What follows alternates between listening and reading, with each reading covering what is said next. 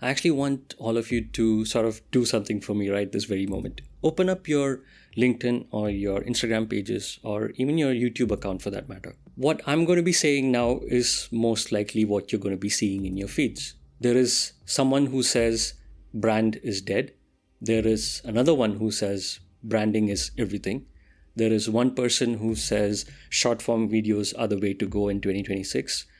And the second one says you need to start a podcast. And the third one actually dropped a 28-page PDF booklet which basically shows your marketing funnel is broken. And somewhere in your prospective client's head, all this is mixing together to become one very expensive question when they call up and ask you, why isn't this working for me? Let me tell you about something that does not get discussed enough regarding the advice industry. From what I've seen and experienced, the advice that's actually shared is optimized for engagement. It doesn't seem to be optimized for actual outcomes. And the reason is that most creative and business influencers have a direct financial incentive to keep you watching, to keep you sharing, to keep you coming back for more. Correcting yourself in this case sort of kills the momentum. Being nuanced actually kills the algorithm. So what gets made is actually what performs. Confidence performs. Bold claims performs. Results in 30 days performs. And the business owners who are watching these videos will take that number. They will go into a real market with a real budget and against a real competition. And when that result doesn't land in 30 days, most likely they won't question that advice. They'll start questioning themselves and they'll question you. So where does this all come from? And what is sort of like the scale of it? Well, in 2024, there was a survey that was done by the Digital Marketing Institute, and of 60% of the people that were surveyed mentioned that they trust influencer recommendations, and nearly half of the purchasing decisions are actually influenced by them. They're not just product purchases, they are business decisions, they are strategy decisions, and they are decisions about where you have to spend your money and what you can expect from it. A research that was published in one of the psychology and marketing journals shows that influencer impact works through three things: compliance, identification, and internalization. That last one, internalization, that is sort of like the most dangerous one of all. When someone's values and their worldview starts to match your own, you stop questioning the advice and you just start absorbing it. And that is basically how a social media guru ends up in your client's head before you've even had a chance to sit with them. Here is a 20-year reality check. As someone who has been in this industry for almost 20 years, this is what I've seen and what I've experienced, and most of them quite recently. The very first one, the client calls me up and he says, Munir, we've been spending close to around $3,000 every month on the ads, and we are still invisible. They have an experience of 15 years here in the market, and to say that they're invisible even after that indicates there is a deeper problem that needs to be addressed. So we went through everything. We went through all of their advertising spends, marketing spends, and everything. And the thing that we found out is that they had an identity problem to start with. Their messaging was not clear, and they had a content issue as well. They didn't have enough good content to showcase what it is that they were doing. And they were doing amazing work, but the content that they put in just didn't reflect it. There was no narrative. There was nothing to sort of pull the client towards the pages and sort of convert it to a lead. There was nothing there. So what we did was we sort of asked them to cut all their spending.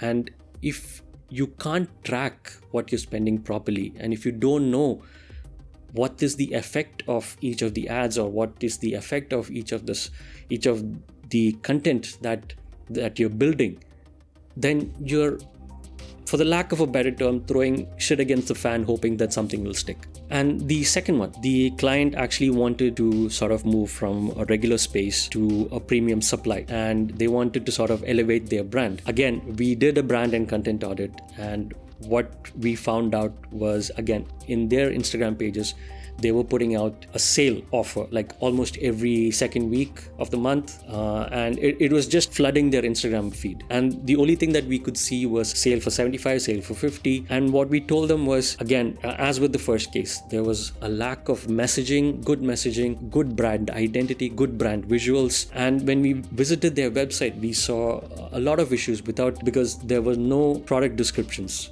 clear product descriptions, perfect product descriptions, and there were repeated texts within the homepage itself.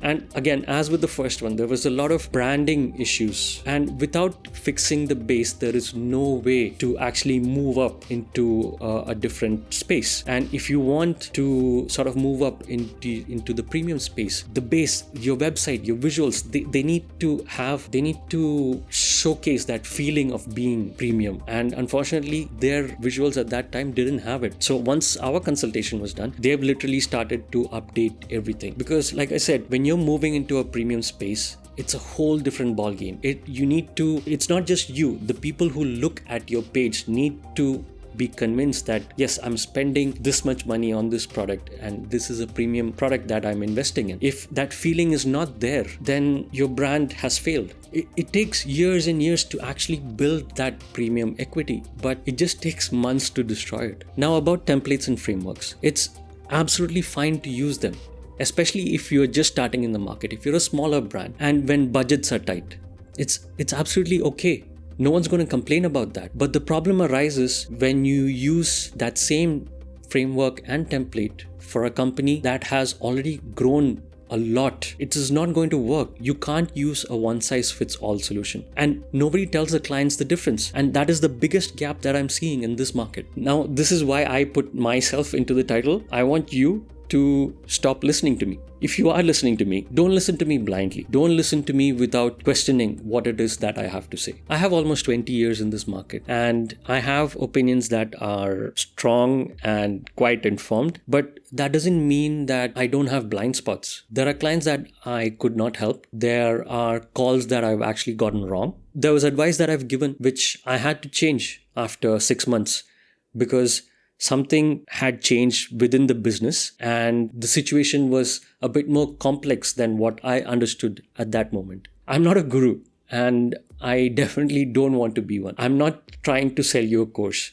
nor do I want to inundate your inbox with unnecessary newsletters. And I'm not telling you that there is just one answer. What I'm trying to tell you is this: every single piece of content that you consume, whether it's from me or whether it's from someone else, has to be run through your own context, your market, your type of clients, your reality on the ground. The most dangerous thing in this industry is not bad advice. I think it's actually good advice that is applied to the wrong situation and no one actually stopped to ask whether that advice fits. So what do you do with all the information that you're getting? Well, you question it. When someone tells you that the results will come in a month, you ask them, which market? What was the product that they were marketing? And what did month 2 look like? When someone tells you that branding for them is just a weekend exercise, ask them how many successful brands have they built from the ground up in a competitive market with a real client on the other side of the phone spending real money. When someone hands you a framework, you need to check,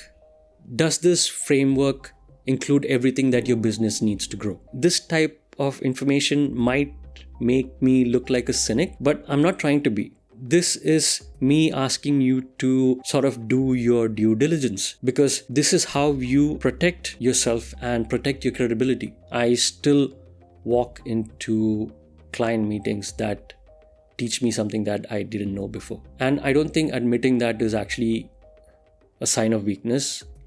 I think that is an honest way to operate in this industry.